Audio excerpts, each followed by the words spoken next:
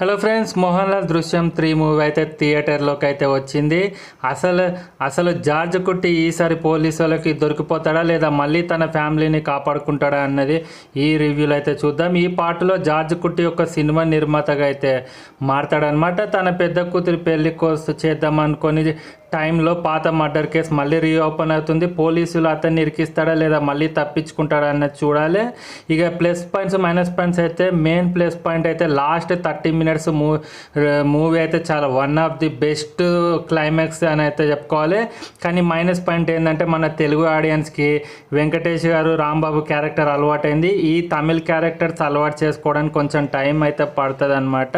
ఇంకా bottom line ఏంటంటే దృశ్యం మొదటి 2 భాగాలు నచ్చిన వాళ్ళకి ఈ థర్డ్ మూవీ కూడా నచ్చుతుంది.